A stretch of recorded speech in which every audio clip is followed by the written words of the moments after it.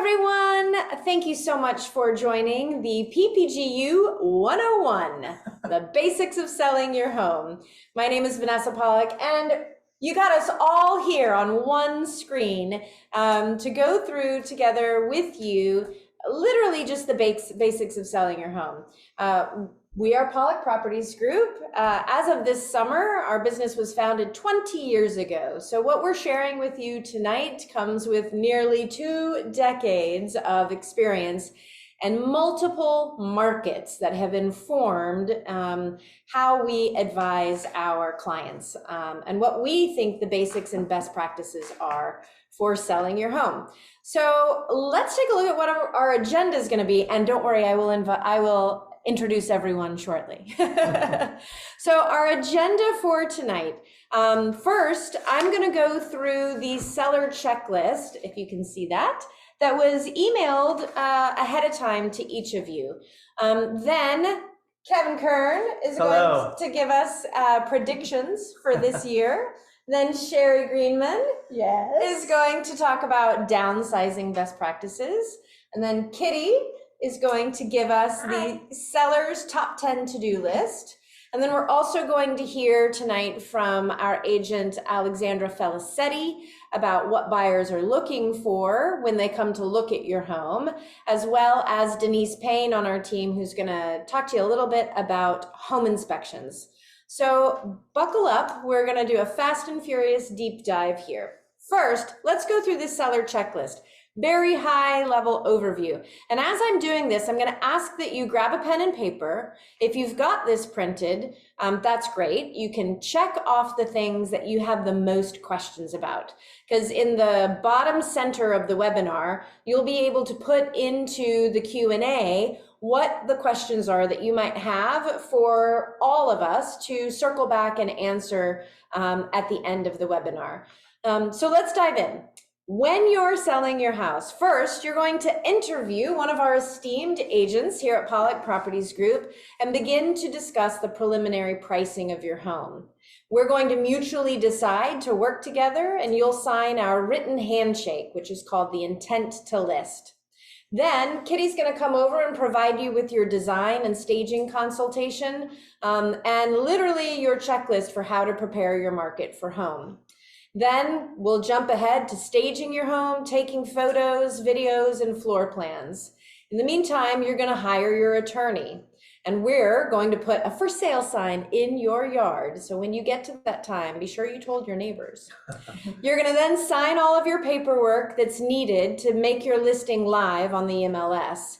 And when it goes live shortly thereafter, we hit the ground running, marketing your home like crazy on Zillow and Realtor.com and our website and paid social media and newsletters to thousands of community members and realtors and so much more. We then host your broker open house, conduct private showings, host multiple public open houses, and then we wait for those amazing offers to roll in. The buyers will submit their offers, we will review them, and you will accept one. You'll then go into attorney review, which can last 3 hours, 3 days, or 3 weeks, depending on how long it takes for the attorneys to go back and forth and iron out your contract. Once attorney review is done, congrats, you're under contract. At that point, your buyers are going to do their home inspection. We're then going to negotiate any home inspection issues should that be necessary. At that point, you should really pack up the remainder of your home and confirm with your movers your move date, finalize your certificate of occupancy, and prep for closing with final meter readings and utilities and change of address, and again, reconfirming with your movers. Then the day of closing, you want your house, unless you've arranged for what we call a lease back or a use and occupancy to stay in your home post-closing, you would deliver your home vacant, clean, and ready for those buyers to get handed the keys. Then on closing day, a legal recording with your settlement will be done, and your proceeds will be wired or mailed to you, or a check handed to you that day. And then you celebrate. And we, at that point, get to make a small donation to the charity of your choice as just a thank you for putting your trust in our team. So there it is, the basics of selling a house. You did it. You did it. You did it. You're gone. If you're really busy and you need to leave now, you kind of know what's happening. We did it in 9 minutes. But no, I hope you had a chance to kind of think about which topics through that basic checklist are most important to you. And if we have any questions at the end, we can go deeper into it. But with that in mind, I want to introduce you to our captain of economics on Pollock Properties Group, the one and only Kevin Kern, who is going to talk to us about mortgage interest rates as well as kind of what's happening in the real estate inventory. I think that thank you so much. I've not been on the team for 20 years, but I've known Vanessa for 20 years. This is true. And I think like everybody, we're all watching the news. We see all of these things nationally. And I think that the best way that I can help you is to give you some very local focus for all of the things that we're hearing. Yes, the interest rates are higher than they were definitely when you had refinanced your house a little while ago, which is why the reason that there's such low inventory is that people like you are rightly so very happy with your 3% mortgage. And so you're reticent to move into something, whether it is an upsize or a downsize, that might be 7% today. And then on top of that, because the inventory has been so low, the prices have gone so much higher. So in our area, in Maplewood, South Orange, just to use that as one example, in 2019, the average sale price was somewhere around the 600s. And that's for like a 3-bedroom, 4-bedroom, 1.5 bath, 2 bath kind of house. That same house now, the average is around $1 million. I mean, it's around. Wait, say that again. How many years ago? 2019, it was like 650-ish, the average. And now, 5 years later. Now, 5 years later, it's somewhere between like 900 and $1 million. Wow. So, and part of that is, if you think about it really quickly, is that real estate always goes up 4%, okay? Somewhere around there, that's what it goes up every year, except when you look at it from a long perspective, the last 20 years that Vanessa was in business, you can see in the graph that yes, in the end, it averaged 4% a year, but it went way up and then it came super down, in the recession, and then it kind of stayed there for a while. And then in the last few years, it shot back up. And so people are thinking, oh, Maplewood used to be affordable and now it's not. Really, when you look at it in a longer term, you can see that it really kind of went up 4%. It was just more of a roller coaster ride. But that leads me then to the thing that I'm telling buyers. And I think it's important for you guys as sellers, who also would become buyers unless you're moving out of state, moving out of this market entirely to a different market. It's interesting to note what we are all telling buyers, which is you are going to buy this house and most likely be here for 7 to 10 years. Most buyers these days are thinking in those terms. We have no idea what the market is going to be like 5 years from now, certainly not 10 years from now. But can you service the debt? Whether it's 7%, maybe in 4 years, the interest rates will come down in a way that you can refinance. But just for now, can you service the debt? Can you service it at this price? Yes. Can you service it $50,000 more? No. Now we know sort of where your monthly payment is going to bring you for your house price. So from a seller's perspective, I think it's interesting for you to understand the millennials. Most people buy their houses when they're 33. That's the traditional time when people start thinking. It's also coincides with the fact that people have kids then. People, are in a small place in the city and they are sort of growing out of that. So that is traditionally when people buy their first house, but the people that were 33 5 years ago didn't. And so there has now this backlog of all of these millennials because of the recession and a bunch of different reasons, that now the 33-year-olds are buying it, which is the top of this birth cohort. But there's all these other people that are up to 40 years old. Yeah, so the 38 and the 42-year-olds are all. There's this giant cohort of people. They are coming out to a place like Maplewood. We continue to have low inventory because of everything we were just talking about with the sellers. And that is why we are going to, if you take away nothing from this except for this as a seller, honestly, you have time.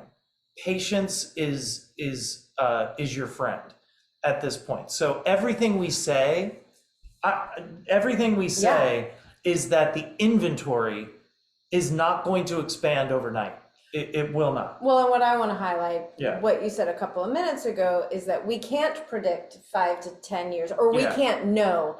But the data you're giving us actually does predict that this household formation 33-year average, and then looking back at peak birth rate, Right. coupled with all the people 5 and 10 years older that still hadn't bought a house because of their student loans and all the other reasons, the demand is probably outpacing the inventory for the next 5 to 10 years. So while we don't have the crystal ball, the data actually says, and last year and this year, even with these like crazy high interest rates, crazy high, they're actually the average for the last 50 years of mortgage interest rates.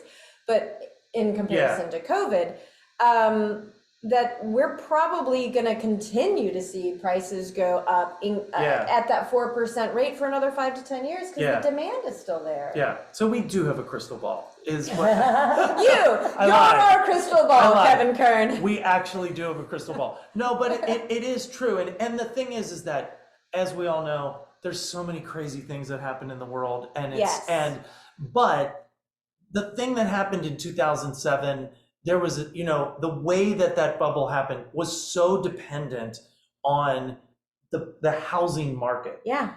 Yes, things can go up and down. There's things around the corner we don't know, for better or for worse. Yeah. But in the end, there's a giant demographic shift happening that there is, and this again, local.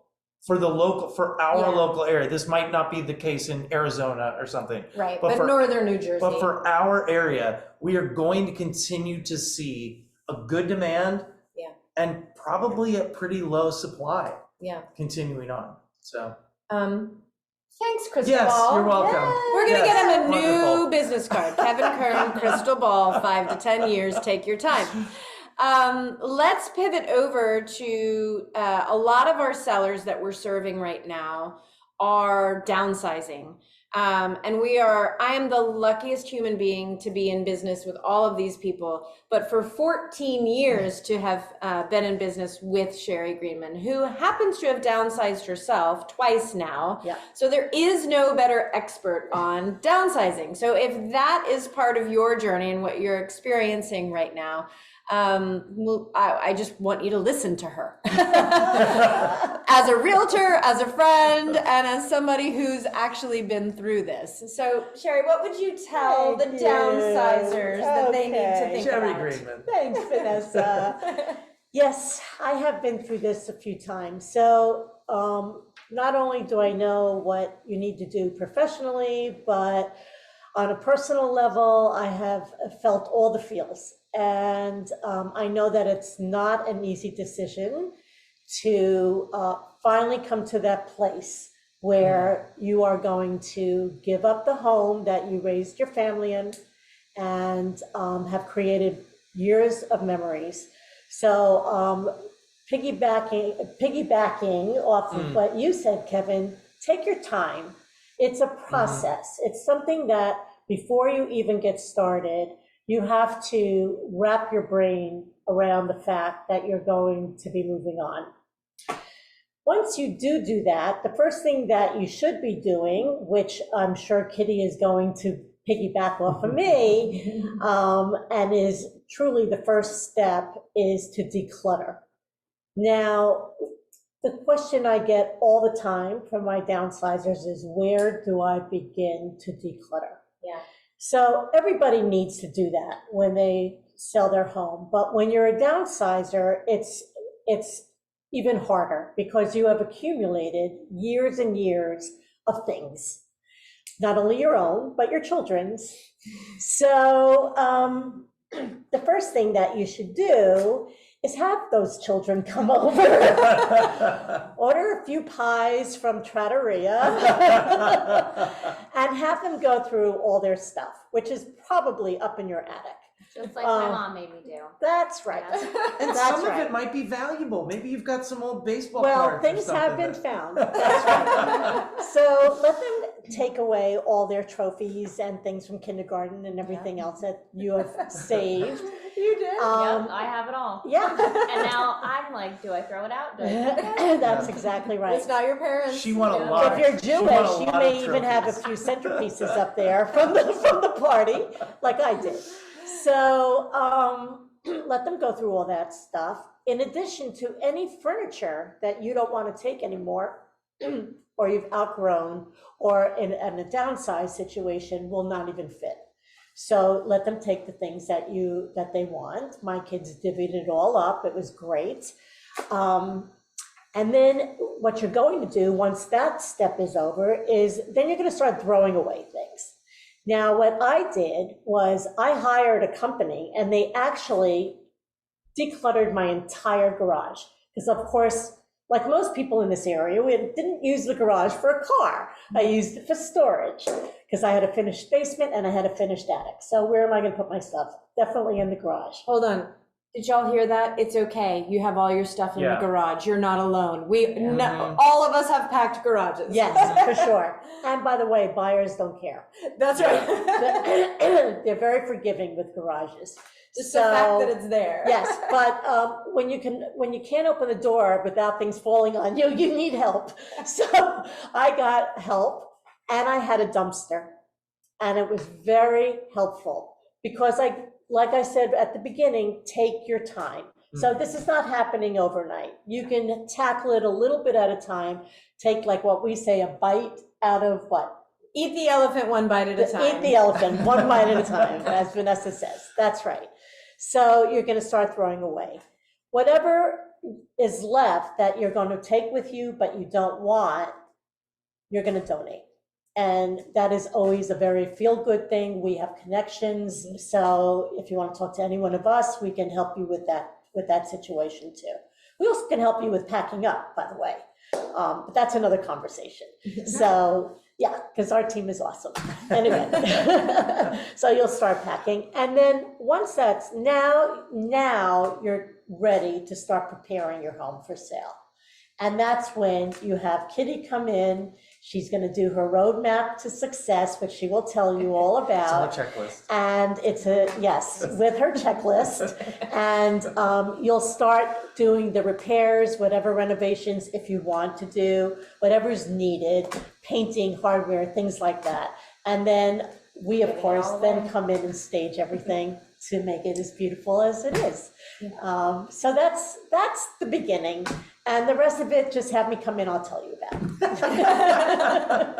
Because she has a timer, 5 o'clock. Right on. Right on the money. And now I want pizza from Trattoria. I don't know about y'all, but that's sounding pretty good. Yeah. Well, Kitty, let's segue straight over to you. Kitty is our home preparation manager as well as designer and stager, dedicated to the clients of Pollock Properties Group. And so I would love for you to share with everyone the sellers' top 10 to-do list. Like, Okay. This is the basics of selling a house. Give them their top 10. So first, you'll have myself and one of our lovely agents over.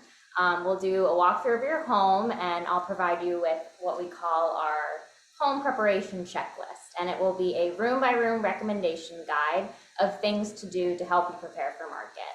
And I'll provide that all for you. So a lot of it will be decluttering, depersonalizing, removing all of those family photos, Sometimes, most of the time, we recommend painting, changing out light fixtures. Those are the two main things that we recommend. It does wonders and really changes the look of your home. Then we'll probably recommend any repairs that we see. So maybe, there's some cracks or maybe something doesn't work properly. We'll definitely want to have someone come in to take a look at those things. What else? If you need help booking an organizer or a packer, you'll definitely want to do that. Sometimes, most of the time, getting rid of furniture, maybe rearranging some things. And then I'll also provide you with specific links. So if I say change your chandelier in your dining room, you'll get that link so you know when to order it, where to order it from. And then top 10 things, like Sherry said, you're definitely going to want to pack, purge, and donate. That's the main thing you start with. You're moving, you don't want to take all those things with you anyways, so what do? You can call us. We can help you with a junk removal company. We have a ton of preferred vendors. We work very closely with a nonprofit that helps people transition out of homelessness, so we can help with any furniture donations. They're really great. Then you'll want to tidy and minimize any closets. Get a storage unit if you don't have room, but again, fill up that attic, fill up that the garage. You don't need those spaces. People can see, that you have a garage. You don't have to worry about that. And then we definitely recommend booking a cleaner right before staging day and a window washer just to make sure your windows are all sparkly. Yes. Yeah, The amazing. windows. No, you didn't miss a thing. I think though it'd be really cool if you would show people the magic that happens when you do this. And one thing to note too is we tell you to get rid of as much stuff as possible because we have an amazing 5,000 square foot warehouse with a ton of inventory. So we could literally come in and stage your vacant home if you decide to move out beforehand. Yep. So we'll just show you some before and afters of some of our work. So here you can see we painted the cabinets, we changed out the countertops, and we added some backsplash. And I mean, look at the difference. It's amazing. Yep. Here, we were on a budget, so we decided to keep the yellow, and honestly, it really worked. We changed out the chandelier, we had them declutter, we brought in a rug, and it totally changed the room. Again, here we painted the cabinets. I mean, what a difference it made, but we kept their pendant lights. It totally worked. And Kept their countertops. kept It was their really countertops. just the paint. And Amazing. it's They're totally different. unbelievable.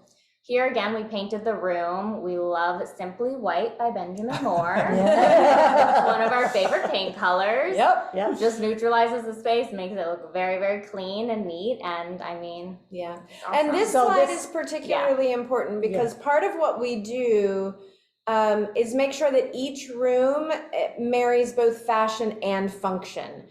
So fashion is the paint color and the staging and stuff, but we really need to make it function in the way we think that your buyer is going to use that room.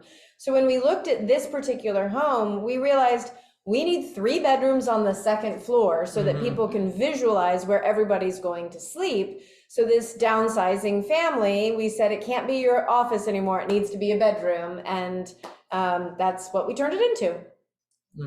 You were about to say something, Sherry. No, exactly that. Okay.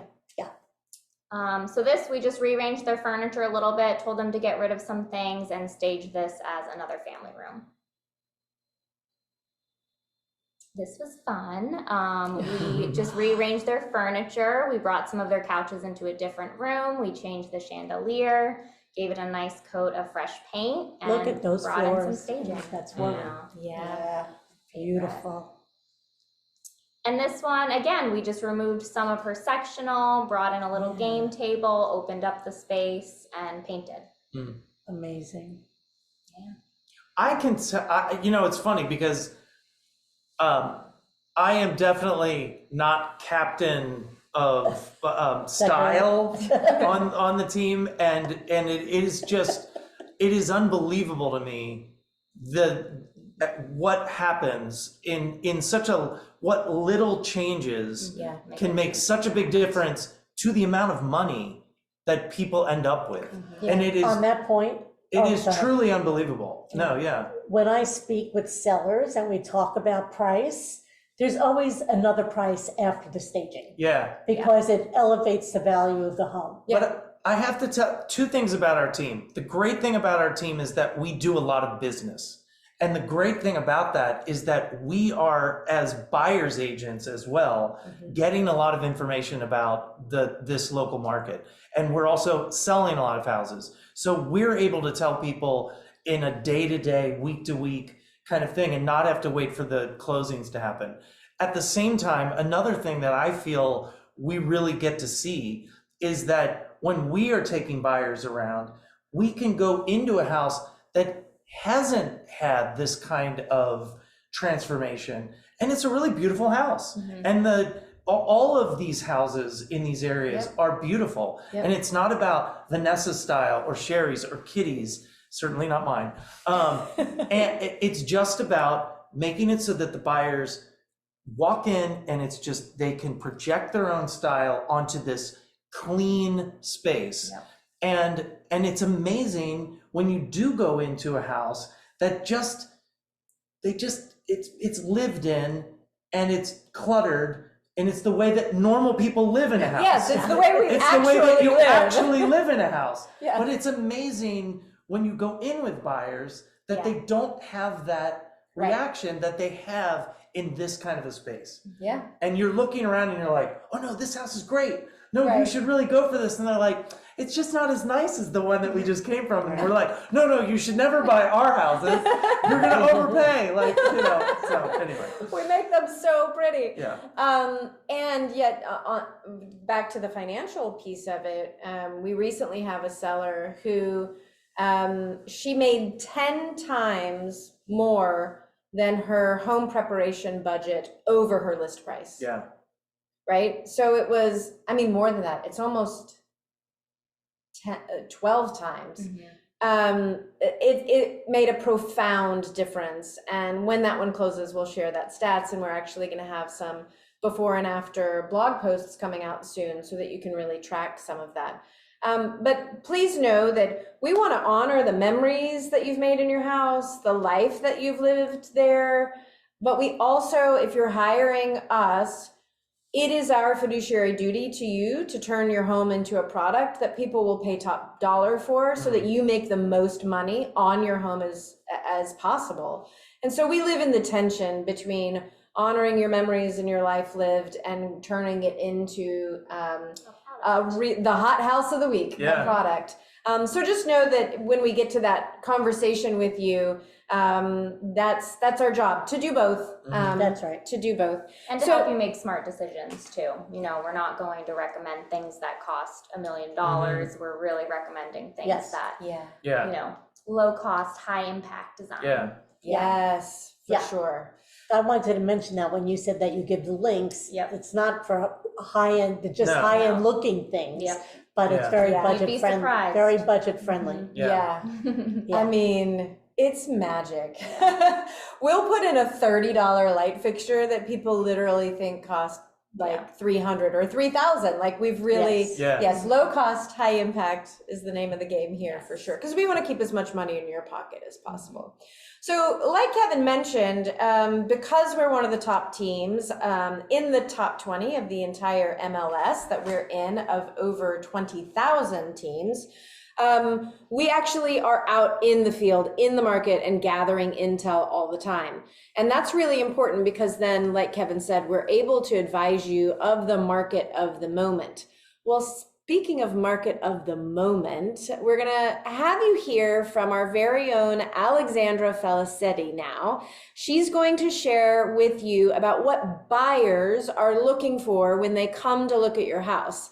Now, market of the moment, why did I mention that? Because just this last week, this rock star agent helped buyers get an accepted offer on a home in West Orange that had 56 offers on it.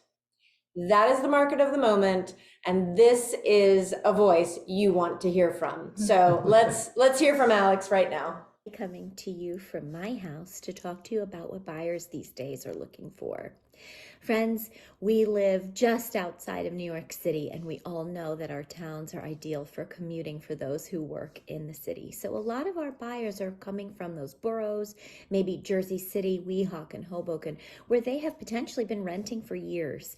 Sometimes, too, we have families that need more space, or we have downsizers who might need less space. And so my item number one, what are buyers looking for, is space. What's going to work for them? What are they looking for? How can they identify how to use those bedrooms in your home? And if they need a work from home space, can that be one of the bedrooms? Is there space in the basement or maybe even a third floor attic that can become a dedicated work from home space? This is something that we're seeing so often, and folks have to think about how they're going to be able to use pretty much every inch of a new home for them. Number two, parking. Folks want either a driveway and or garage, be it one car, two cars, attached or detached, some guaranteed space to park their cars. Bonus points if it's a working garage where they can tuck away their car and prevent themselves from having to scrape snow and ice off their windshields, especially coming out of these winter months. That is top of their minds.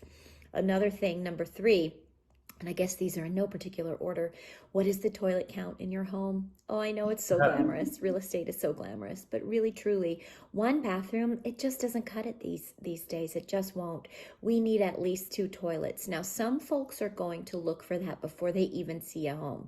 Is there at least 1 bathroom plus, maybe a half bath or a second bathroom? Some folks will come and see a home and they will walk through with this in mind. Where could we add a bathroom? Where could we add a powder bathroom? That is becoming very important and such a need for buyers these days to have at least more than 1 toilet in their home. That leads me to number 4, updates. This is generally speaking between kitchens and bathrooms. Those are really the areas where buyers are going to look for updates. This can be in cabinets, this can be in backsplashes, countertops, light and bright kitchens, nice appliances that are newer, updated. Same in bathrooms. What is the tile like? What is the sink like? Has it been updated? Are they clean? So that is a topic that comes up if you list your home with us in our staging roadmaps. And it is something that does not go buyers, I can guarantee it. And finally, I want to mention staying power. Buyers are looking to stay in their homes. The average number of years that someone stays in their home is 7 to 10 years. And that takes a lot of families through life changes, family changes, maybe the addition of children, maybe the transition of a job where they were working in an office and now they need an office space at home to work from. So I hope that you add those things up and just approach your house as you're going to list, and that from the eyes of a buyer, what can they come in and see? Those 5 things and a blank canvas so buyers can imagine themselves being the next caretakers of your beloved home. Thanks, Alex. Outstanding. So last but not least, we want to share with you a message from Denise Payne on our team about home inspections. And that part of the selling process can feel a little scary and a little overwhelming.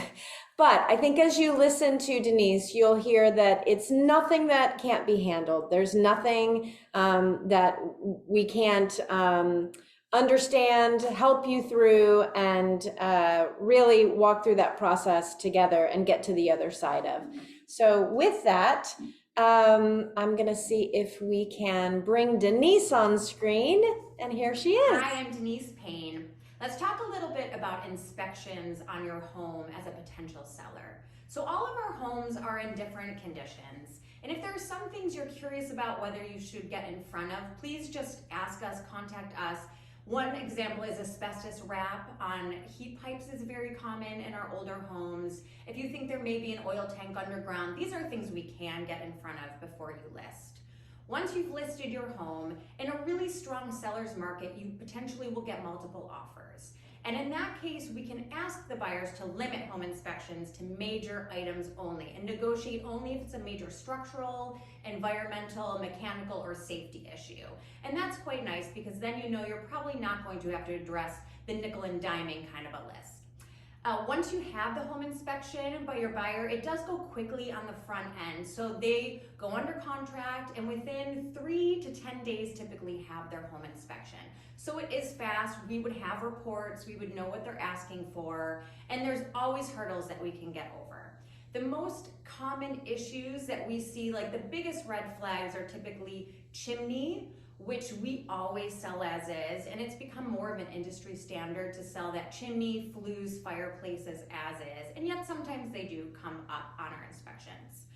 The other thing is we do, like I said, asbestos is very common. It was an excellent insulator, so we do see that quite often. Termite treatment. Termites are very, very common in New Jersey because they do like wood and they do like moisture, and we have a lot of both. So they often will infiltrate our garage. We'll see them in the basement. So that's something that your buyer will take a look at.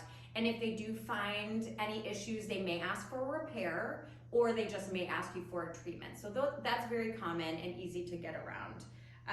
And then oil tank, obviously, nobody wants an oil tank in their ground. And yet we have companies that will come in, they'll check for tank, they'll pull it, and then check for contamination. If there is some, they'll do a clean out very quickly, and then we wait for the letter to go to the state for them to then send your no further action letter once we know that it's remediated and it's been cleared. It does still happen, I'd say 20-25% of the time. So not a big deal, something we can get around, and that's really it. An oil tank, not a big deal, something we can get around. And she knows because she's dealt with many of them with great success, and helped clients get through all of those hurdles, as have all of these amazing agents. So now let's just go over again to this seller checklist that was sent over to you.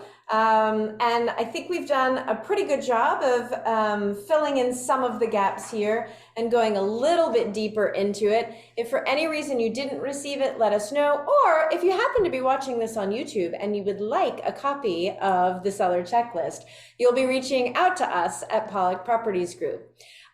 We also are going to go back to the invitation slide later for our next classes, but we want to see if there are any questions that have come in during today's session that we should go into in any greater detail.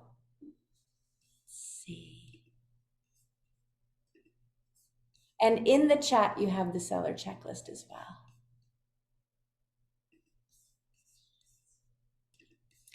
Here's the great news. We answered them all. So we do want to update. Well, before we go into invitations for the next classes, do y'all have anything else that you'd like to share? Hearing Alex and Denise and knowing that everyone watching, you know, this is the basics of selling their home. Anything else that the one thing you want them to leave with? I think that all of us, I think the theme of all of this is be patient. We're never going to make you feel pressured to do things.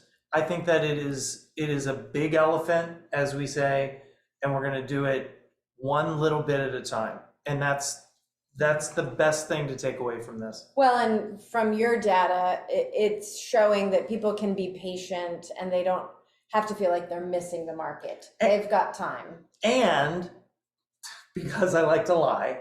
What? Well, like I said, I was lying about being the crystal ball.